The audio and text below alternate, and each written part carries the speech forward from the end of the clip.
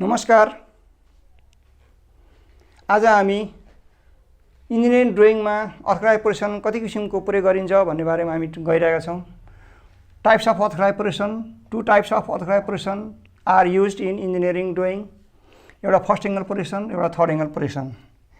First angle position र third angle पोजिसनको बारेमा केही भन्नुभन्दा अगाडि थोरै यो क्वाड्रेन्टको बारेमा म भन्न गइरहेको छु। यो फर्स्ट क्वाड्रेन्ट, सेकेन्ड, थर्ड र फोर्थ क्वाड्रेन्ट। यो क्वाड्रेन्टको बारेमा हामीले स्कुलमा पनि केही कुरा सिकिसकेका छौं। यसलाई यति नै बुझौं, फर्स्ट क्वाड्रेन्ट, सेकेन्ड, थर्ड र फोर्थ भनेर बुझौं। अब यहाँ हेरौं,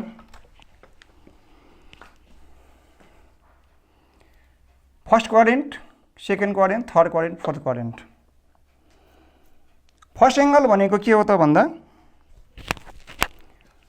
अब्जेक्टलाई फर्स्ट क्वाड्रेन्टमा राखिएको छ भने यहाँ हेरौं,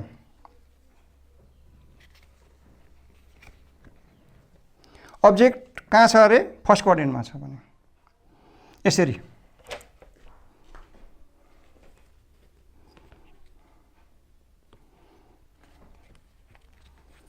यहाँ हेरौं, यहाँ पनि हेरौं, अब्जेक्ट फर्स्ट क्वाड्रेन्टमा छ। फ्रन्ट भ्यू हेर्ने मान्छे विद्यार्थीहरूले यताबाट हेरिरहेका छन्। फ्रन्ट भ्यू, टप भ्यू यदि माथिबाट हेरिरहेका छौं भने अब यहाँ के हुने भयो त भन्दा object above SP in front of BP हो। अर्को कन्डिसन, अब्जेक्ट कहाँ छ त भन्दा हेर्ने मान्छे अब्जर्भर र प्लेन अफ पोजिसनको बीचमा छ। यो दोस्रो कन्डिसन हुन्छ। अब हेरौं, यो अवस्थामा हेर्दाखेरि फ्रन्ट भ्यू कहाँ गयो? बीपी मा गयो। टप भ्यू कहाँ गयो? एसपी मा गयो। यसरी फ्रन्ट भ्यू यहाँ आउने भयो, टप भ्यू यहाँ आउने भयो। यहाँ हेरौं, फ्रन्ट भ्यू र टप भ्यू हो।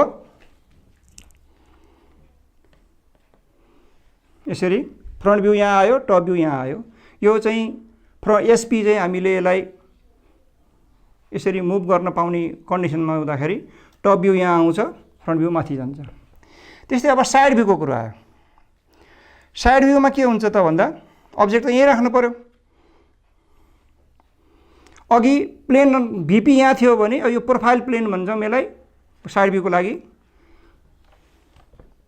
यताबाट हेर्दाखेरि साइड भ्यू, यताबाट हेर्दाखेरि यहाँ जाने भयो। यो फ्रन्ट भ्यूको तपाईँ लेफ्ट साइड भयो। लेफ्ट साइड भ्यू कहाँ जाने भयो? फ्रन्ट भ्यूको राइट साइडमा।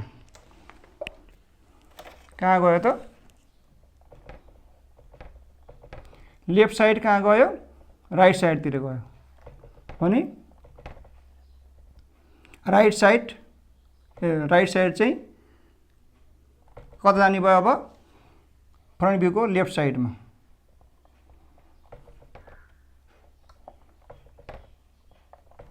हैन? अब एकपल्ट फेरि हेरौं, object above SP in front of BP. हेर्ने मान्छे भनेको अब्जर्भर र प्लेन अफ पोजिसनको बीचमा अब्जेक्ट छ। फ्रन्टबाट हेर्दाखेरि पनि टपबाट हेर्दाखेरि पनि यो कन्डिसन भयो। Front view goes to BP, top view goes to SP र यसलाई राख्दा यसरी यो कन्डिसनमा बस्ने भयो। अब त्यसै गरी थर्ड एंगलमा हेर्दाखेरि अब यसरी राख्दाखेरि यो त देखिँदैन अब्जेक्ट।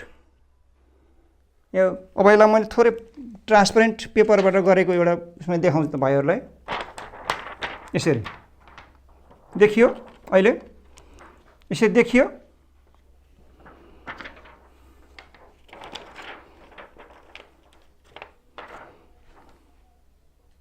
यो बीपी, यो एसपी, यो थर्ड क्वाड्रेन्टको। यसरी हेर्दाखेरि अब्जेक्ट कहाँ रहेछ? थर्ड क्वाड्रेन्टमा, बिलो एसपी बिहाइन्ड बीपी हो। बीपी को पछाडि छ भने अब हेर्ने मान्छे फ्रन्ट भ्यू यताबाट छ, टप भ्यू माथिबाट हुँदाखेरि के हुने भयो? हेर्ने मान्छे र अब्जेक्टको बीचमा पोजिसन, प्लेन अफ पोजिसन छ। फ्रन्ट भ्यूमा पनि टप भ्यूमा पनि सेम हुने भयो है। अब यसको के हुने भयो त? कन्डिसन कहाँ आउने भयो त भन्दा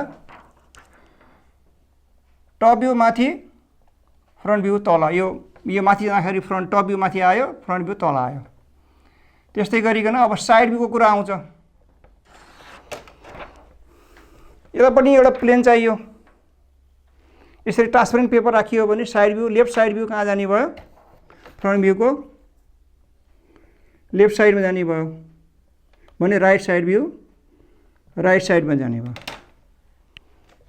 है। यहाँ हेरेको एकपटक front view top view left साइडमा राइट साइडमा लेफ्ट साइड भ्यू भने यसमा टप भ्यू माथि त फ्रन्ट भ्यू तल राइट साइडतिर लेफ्ट साइडतिर हुने भयो है। यो भ्यूको कन्डिसन अवस्था। अब एउटा थोरै मैले समराइज गरेँ। फर्स्ट एङ्गलमा object above SP in front of BP. Third एङ्गलमा बिहाइन्ड बीपी बिलो एसपी। र यताबाट हेर्दाखेरि अब्जेक्टको बिचमा प्लेन देखिने भयो थर्ड क्वाड्रेन्टमा भने फर्स्ट क्वाड्रेन्टमा प्लेनको बिचमा अब्जेक्ट आउने भयो है। यो चाहिँ यो भयो। अब त्यसपछि हामीले फर्स्ट एङ्गल र थर्ड एङ्गलको पनि बारे के अरे सिम्बलको बारेमा नि हामी थोरै जान्नुपर्ने हुन्छ। सिम्बल यहाँ हेरौँ।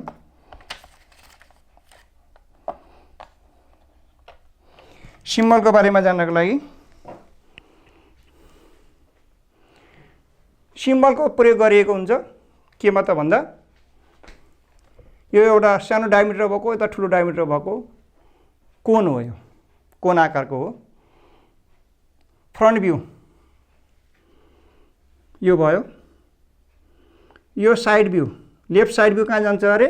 फ्रन्ट भ्यूको राइट साइडमा। यहाँ हेर्नु राइट साइडमा गएर बस्यो। यो सानो गोलो यो ठुलो गोलो। त्यस्तै टप भ्यू के अरे थर्ड एङ्गलमा के हुने भयो? Front view right side view कता आउँछ? ए लेफ्ट साइड भ्यू कता आउँछ? लेफ्ट साइडमै बस्यो। लेफ्ट साइडमै बसेको छ है। यसरी चाहिँ हाम्रो सिम्बलको बारेमा पनि यो प्रश्न हुने र यो कन्फ्युज नहुने कुरा हुनु भएन। यसरी यो सिम्बल हो। र अब हामीले फर्स्ट एङ्गल र थर्ड एङ्गलको बारेमा केही जानकारी पाइयो।